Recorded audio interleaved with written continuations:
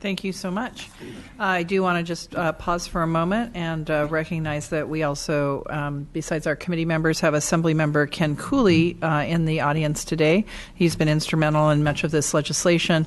I also want to recognize former Assembly Member and current State Board of Equalization Member Fiona Ma, who has joined us today and also has had quite an interest and impact on this pending regulatory scheme. So thank you very much. With that, we'll go on to our next speaker. Happy to have today Christopher Boyd, Chief of Police from the City of Citrus Heights Police Department. Welcome. Thank you, Chairwoman Bonilla, Chairman Dodd, Chairman Bonta. Good afternoon. My name is Christopher Boyd, and I'm the immediate past president of the California Police Chiefs Association and the Chief of Police in Citrus Heights here in Sacramento County. Thank you all for initiating the conversation that many of us have been working towards for years. The implementation of all-encompassing medical marijuana regulation in California. The experiences that many chiefs have had in this area stem from the lack of statewide regulation. The lack of background checks and strong local control created an unregulated system ripe for corruption and bad for patients seeking clean, accurately labeled, strain-specific medical marijuana. One of the essential inclusions in the Act was that of dual licensing, or requiring both local and state license for medical marijuana business to operate. This dynamic protects local control by ensuring that local jurisdictions have influence over the regulation of local medical marijuana facilities. Across the state, we are witnessing a massive proliferation of local ordinances concerning the regulation of various sections of the medical marijuana industry. Faced with this new law, cities are determining which areas of the industry will be regulated within their city limits and how best to do so. This action predates the promulgation of regulations by the Bureau of Medical Marijuana Regulation and purely reflects the needs of each individual community. With this new and long-sought responsibility comes many questions, confusion, and concerns. To no one's surprise, we are not medical marijuana regulatory experts. Many cities are wondering what a medical marijuana manufacturer is and if they should allow such activity in their city. For example, one of my colleagues has an individual in his city who's interested in a license that would permit him to produce high CBD soups. The city is now evaluating which type of license would be appropriate for their soup producer, a question that until the passage of the Medical Marijuana Regulation and Safety Act has not been brought to their attention. Local law enforcement is being called upon to advise their city councils on the public safety dimensions of any proposed medical marijuana ordinance, something that agencies are prepared to do. Input from law enforcement is intended to reduce future criminal activity and potential victimization of community members, employees, and patients. Law enforcement leaders are ready to assist in this manner to keep their communities safe. Chiefs, along with their city councils, are working together to answer these questions, which brings me to my first recommendation, which is the issuance of clear descriptions of each licensing category, including examples of activities that fall under each licensing category. Keeping in mind that this is the first time many local governments have permissibly regulated medical marijuana activities, clear universal descriptors will be crucial for local decision-making. After we begin to understand the available licensing categories, cities permitting medical marijuana activity must then make individual licensing determinations. It is absolutely crucial that local law enforcement work with their local regulating bodies to ensure that applicants meet the state's qualifications for licensure.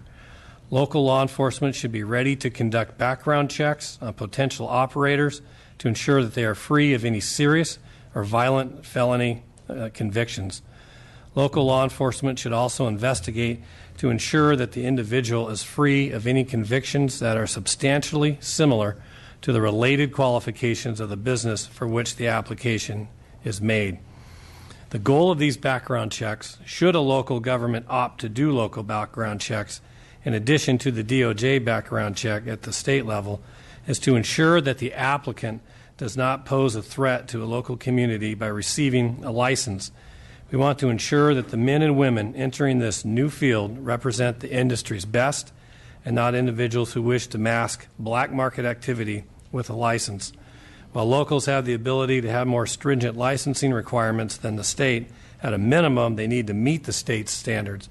Otherwise, despite a local license or permit, the applicant will be denied a state license, deeming them ineligible to operate. For those reasons, again, local law enforcement should be ready to conduct background checks on applicants to ensure that they do not have a criminal record that would indicate that the granting of a license would be contrary to public safety. In order to ensure efficiency, the state should provide local jurisdictions with clear qualifications and disqualifications for licensing. Two of the largest obstacles to the implementation of the Act are education and communication. AB 266 alone creates 17 licensing categories, ranging from specialty small outdoor cultivation to dispensary no more than 3 retail sites to cultivation nursery. Hailing from a city that does not permit the commercial cultivation or sale of medical marijuana, I'm not sure I could tell you what a specialty small outdoor cultivation licensee looks like. But that being said, my officers will need to have a clear idea of what each license type permits should my city decide to regulate facets of the medical marijuana industry in the future. Furthermore, some local agencies may request permission from the state to enforce state regulations. Thus, in addition to having a clear understanding of the state license types available, it is imperative that local law enforcement and partnering departments have a clear understanding of what is permitted under each state license. Another component to education is that of workforce training. We would like to see medical marijuana employees that are well-versed in the rules and regulations promulgated by the Bureau. Such understanding will be essential to protecting public safety and public health. For example, workers will need to know the ins and outs of the track and trace system to be developed by the Department of Food and Ag so that product is properly labeled, and law enforcement will be able to easily verify that the product in question is legally in the chain of commerce. To this end, we encourage the development of an all-encompassing worker training certification program. While locals begin to develop regulations, it is imperative that they do not conflict with state regulations. In many cities, local regulations will predate state regulations, meaning that those cities may need to amend their ordinances after state regulations are issued. So clear communication and guidance from the state will be necessary so that a business in compliance with pre-existing local regulations does not find itself out of compliance with newly issued state regulations. So to sum up, Cal Chiefs is of the opinion that strong regulations maintaining local control and industry integrity, along with state-emulated education and communication, are essential to the successful implementation and longevity of the Act. Thank you. Thank you very much. We'll move to our final panelist from the local perspective, Nicolo DeLuca, Senior Director of Towns and Public Affairs. Welcome. Chairwoman Bonilla, Chairperson Dodd, Chairperson Bonta, and members of the committees. My name is Nicolo DeLuca. I'm a Senior Director at Towns and Public Affairs, and thank you very much for your time and effort today. I am here to give insight and background on behalf of cities who have long-standing, well-regulated medicinal cannabis programs, such as Oakland, Berkeley, and now San Leandro. These cities have established comprehensive licensing and regulatory schemes which have greatly succeeded and are now ready to expand since we finally have statewide regs. Some quick background as to how that happened. Going back about 20 years, the desire of the elected leadership in both Oakland and Berkeley was to support and help residents suffering from life-threatening or serious illness such as cancer or AIDS to have access to safe and affordable medicinal cannabis products, while at the same time trying to counter the ill effects of the war on drugs. The thought process was, instead of enforcement, what about regulation of medicinal cannabis, which would then open up additional opportunities and pathways out of poverty? The passage of MMRSA now allows Oakland, Berkeley, San Leandro, and other cities to enhance their public health and safety measures for the full spectrum of medicinal cannabis activities, including cultivation, manufacturing, distribution, and testing. When it comes to medicinal cannabis-related revenues, Oakland is the highest grossing city in the nation. Well, the City of Oakland is very happy with their current program and monitoring dispensaries.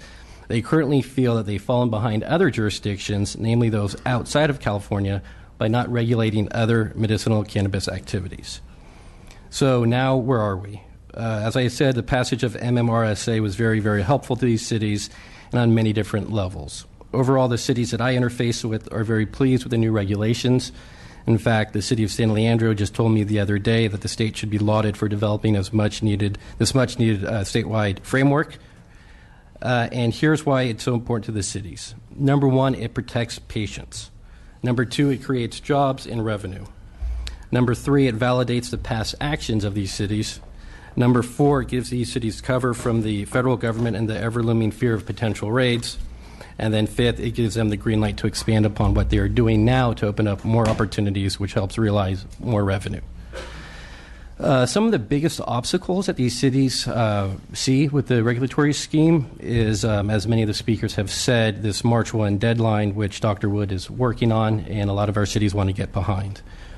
It remains a little bit unclear if being on the priority list for state permitting will have any big impact on their ability to operate. I think fundamentally the goal is to stop the underground economy, but concerns remain that if it's too highly taxed or overly regulated, it could keep the industry underground, thus having a negative impact on the cities. And of course, there's the banking issue, which is of utmost concern. And then finally, this is a very fast-moving, growing industry, and there's great need for cities to have flexibility and autonomy. So in closing, on behalf of Oakland Mayor Libby Schaaf, who's actually a staff member working on the first set of regulations, and Councilmember Kaplan and others, thank you very much for all of your work. After many, many years, we now have clear statewide regulations which supports the industry and cities. What the Napa region is to the wine industry, the Oakland-Berkeley area is becoming to the medicinal cannabis industry. So thank you very much for your time. I'm here to answer any questions. Thank you very much. With that, I'll turn to the committee members to see if they have questions or comments on what has been presented around the local perspective. Mr. Wood. Yeah, first of all, thank you to the panel for being here. I appreciate that. I am the author of AB 21. I'm trying to desperately, as quickly as possible, fix a drafting error that happened in AB 243, and I am hopeful, especially after this last weekend's work, that we are going to be closer to that. I still understand that cities are continuing to rush to regulate, and I understand that. I'm a former local elected. I get it. I do completely understand that. I do think I want to applaud the city of Alameda or the county of Alameda for their novel approach in making their ban sunset contingent on the passage of AB 21, which would repeal the deadline. I think that would have been. I wish that message had gone out, or if somebody thought of that sooner. There might be a lot less angst out there by cities and counties going forward, because I do believe there still is ample time. There is no bureau. There is no chief. There is very little staff at this point. So even if this March deadline were to pass, and we were subsequently down the line be able to pass this and make it retroactive, cities and counties are not going to be punished. So I think that's an important message as cities and counties are looking at this: is to take your time and do this right. I would differ with the concept that a ban is easy to repeal. Actually, I think a ban is way harder to repeal than an ordinance is to amend. So it's easy to pass a ban. I think we all agree it's pretty easy to pass a ban, but I think it's pretty tough to repeal a ban. That requires a lot more effort, quite frankly. As far as Chief Boyd, thank you for your comments about workforce training. There is a bill moving forward, AB 36. Reggie Jones Sawyer, Assemblymember Sawyer, is working on a bill that is going to deal with some of those issues that you're concerned about. I would encourage you to work, and the police chiefs to actually work with that as it goes through the regulatory process to ensure exactly what you're looking for, true workplace standards, and how we move forward. My question, and another comment, and these are comments, and I apologize, these are hearings, and I don't mean to get on a pedestal, but there was an issue that was brought up, and it isn't. Well, I guess we are on a dais. It's not a pedestal. Oh, it could be a soapbox. Whatever. We'll give okay. Him a soapbox. Okay. Yeah, give me a soapbox then. So, one of the issues that was just briefly mentioned here, which I think is absolutely critical, and I think you'll hear it come up with the industry is around banking. And I'm really glad to see Member Ma here today. That's an issue that is of significant concern to everyone.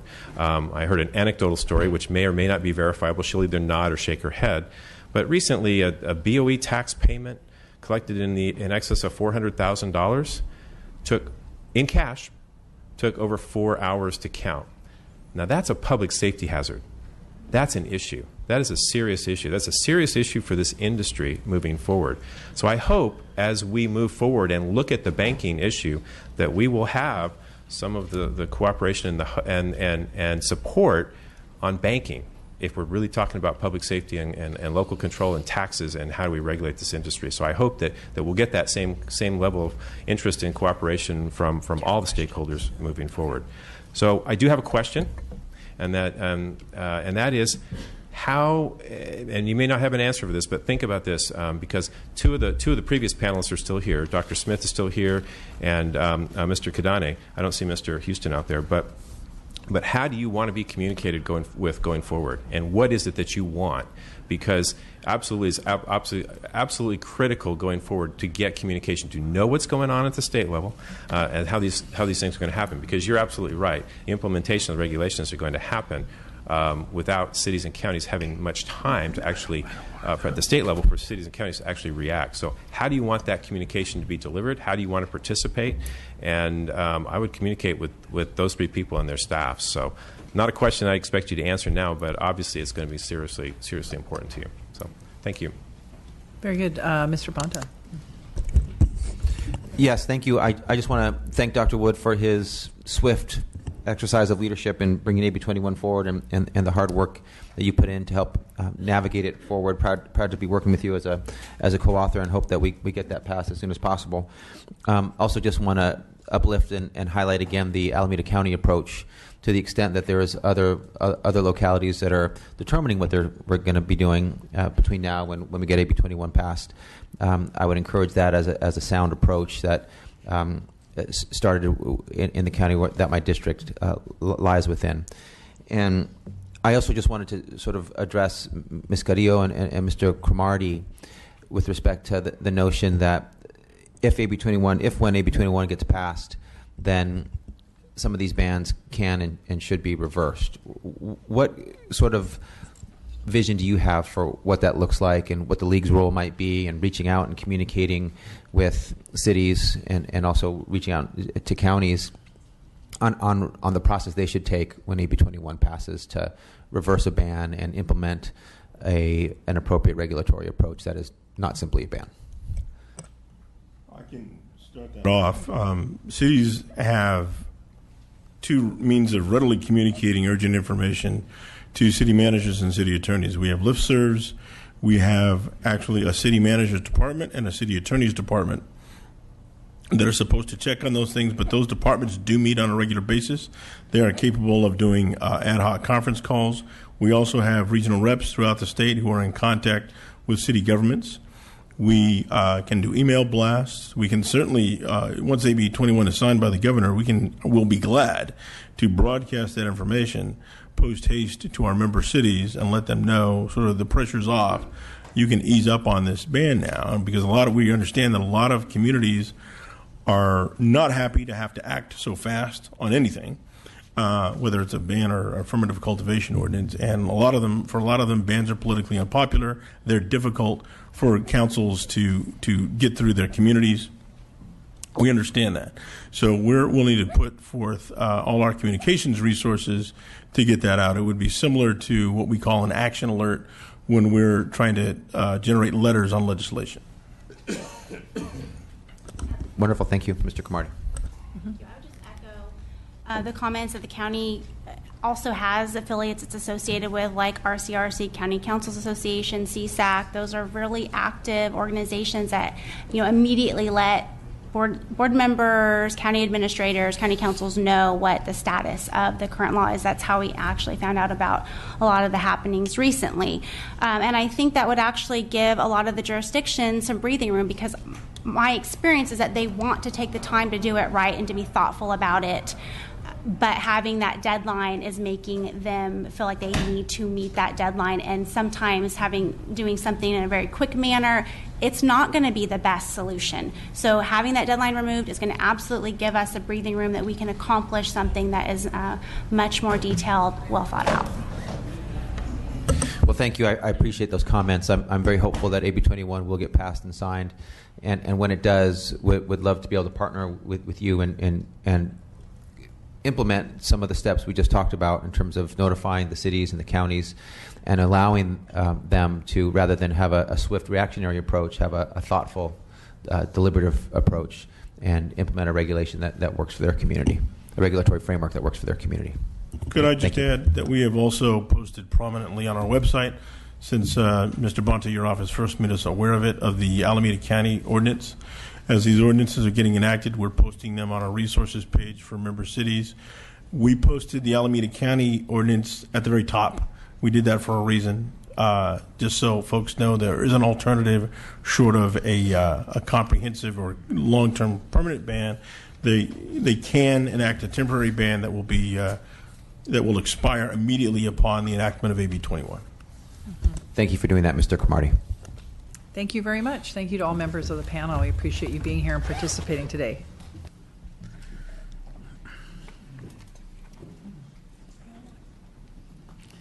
We do have our final panel, which will be the industry perspective. And we'd invite them to come forward at this time.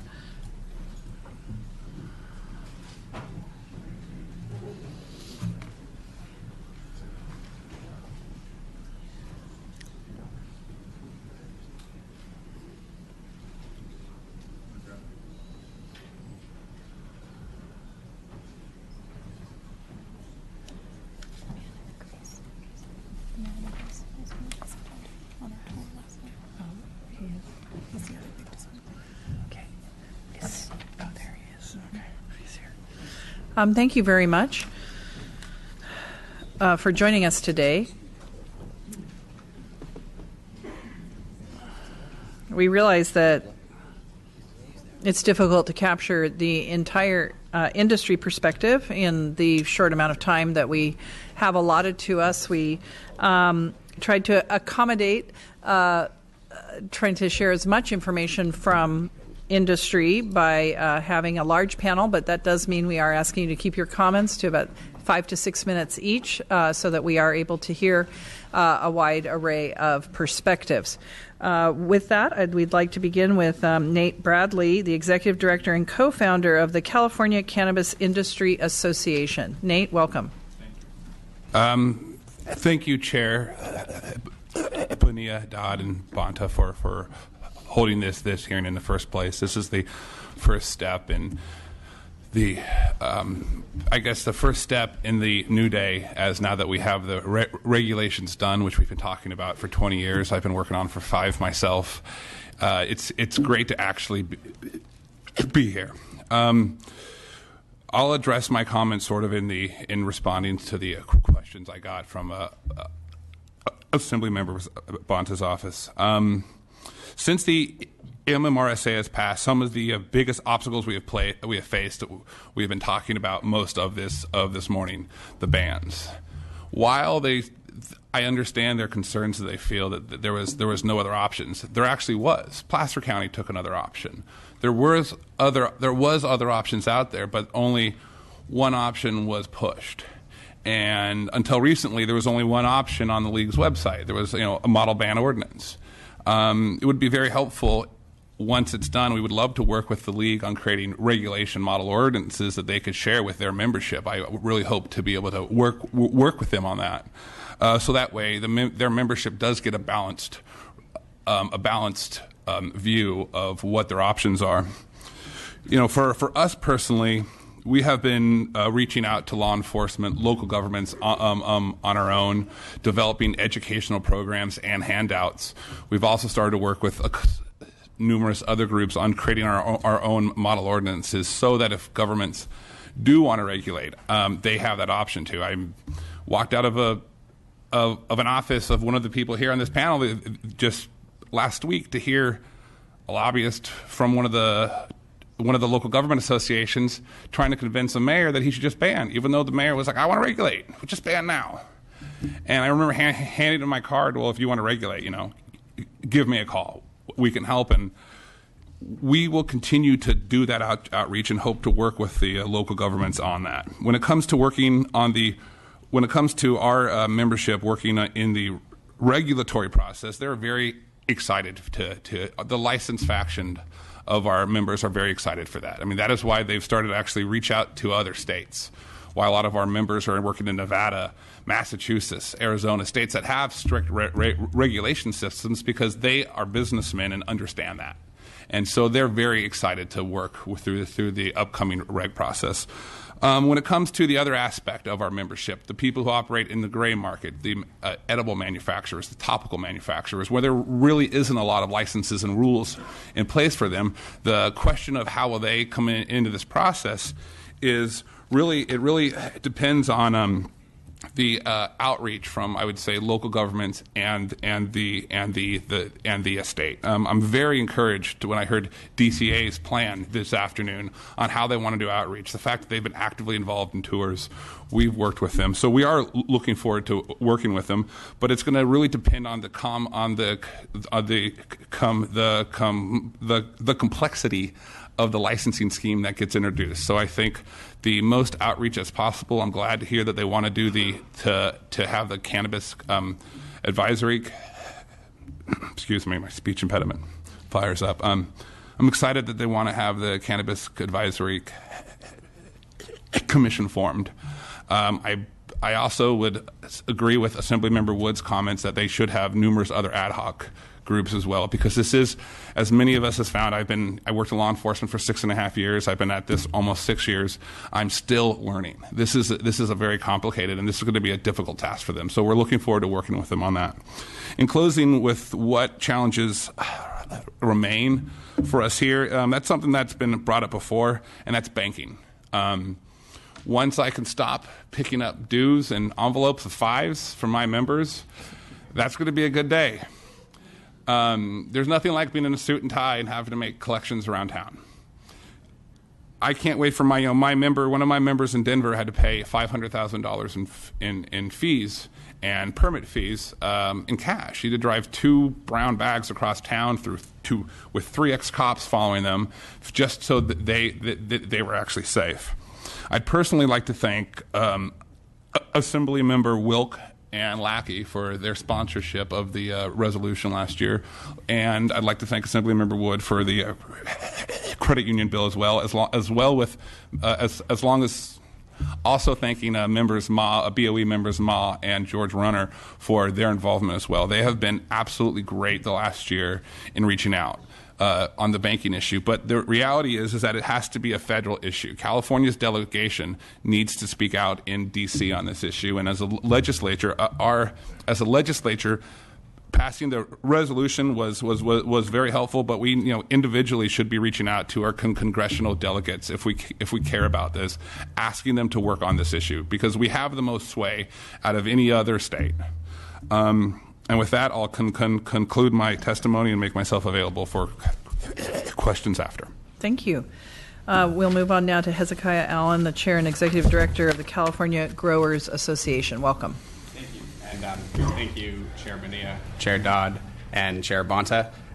It is truly a pleasure and an honor to be here today at this hearing. Similar to Nate's feelings, it's really an amazing breakthrough to make it to this point.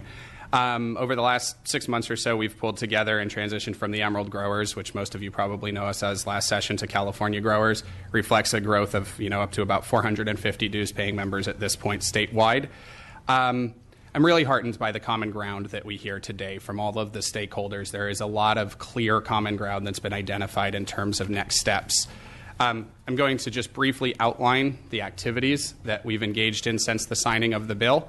And then I'm going to talk a little bit about some specific policy concerns for this year and concerns going forward in the big picture. Implementation started literally the Monday after the Friday signature.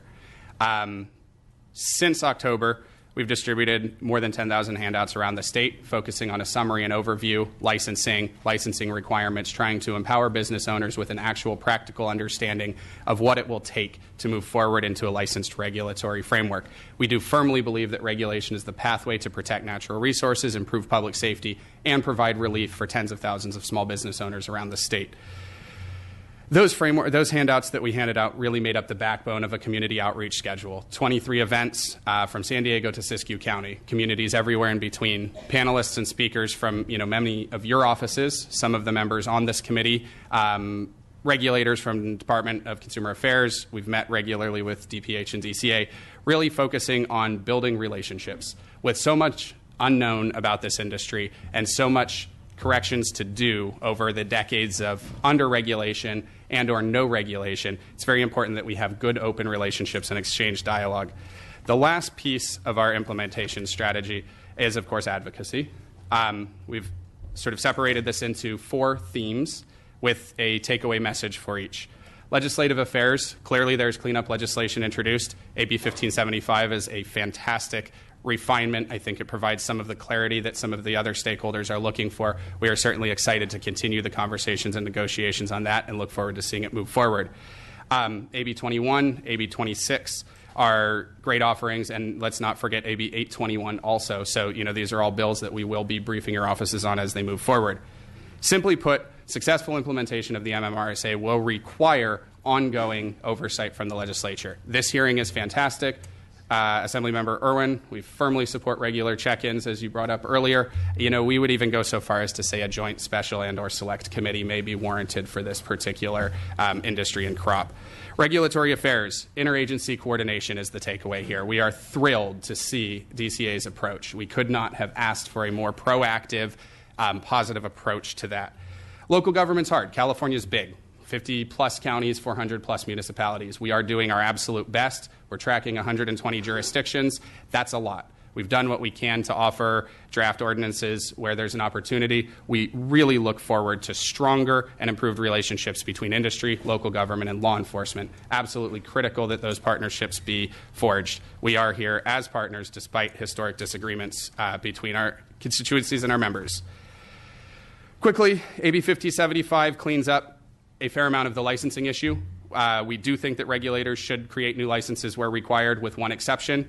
Unequivocally, up and down the state, we have heard from our members that a Type 1 license is not small enough, that the most marginal cottage producers were missed by that resolution, particularly on the indoor side. So we are asking the legislature for support on that front. It's also unclear to us whether or not DPH was actually given, Department of Public Health was actually given the authority to create new license types. That may be something the legislature can help clean up. We do think there are manufacturing licenses. 2 things. We do not think complexity should be avoided in licensing structures. This is a complex industry, and providing a pathway for every business type involves providing a clear license type for each business type. Complexity is not a problem. We also don't think that adding a few key license types represents a fundamental change to the regulatory framework. We think it involves just responsible cleanup. Assemblymember Wood, you've taken leadership on the absolute most pressing issue, this March 1st deadline. It cannot be overstated in the impact that it's had. It's important to note that whether or not these bans can be repealed, as soon as they pass, it inhibits good conversation and exchange of information. Our members become criminal again when bans pass. That chills our ability to participate. We absolutely would call on the state and local governments to acknowledge that and to not move forward without the regulated community. You need us for successful implementation. Big picture concerns, tax liability. It's not about any specific bill. It's about the cumulative liability. If we tax it too many places, we'll create a perverse incentive for the black market to prosper. We need to avoid a cumulative tax liability that's prohibitive. Banking, it's been brought up. Assemblymember Lackey, thank you for the leadership on the resolution last year. Board Member Ma, can't overstate the importance of banking. We obviously have a lot of work to do on the environmental front. I think with continuing drought, we need to do better on outdoor. I think we also need to talk about greenhouse gas emissions and the sustainability issues associated with an indoor production segment. Lastly, we're building a political identity. I'm 32 years old. I admitted to being a grower for the first time about 9 months ago, I think, in this exact committee hearing. There's about probably 100,000 folks like me in the state that are currently employed in this industry, that aren't licensed in other states, that don't have that to draw on. And I really would like to call on you, the legislature of California, to be mindful of those California-based, family-owned small enterprises. They need your help in making this transition, and your leadership is critical. And I'm going to leave it there. We'll be around all year. I look forward to talking with you all more. We've got a lot of work to do, and I just couldn't be more excited to be here and to be part of the conversation. Thank you all very much.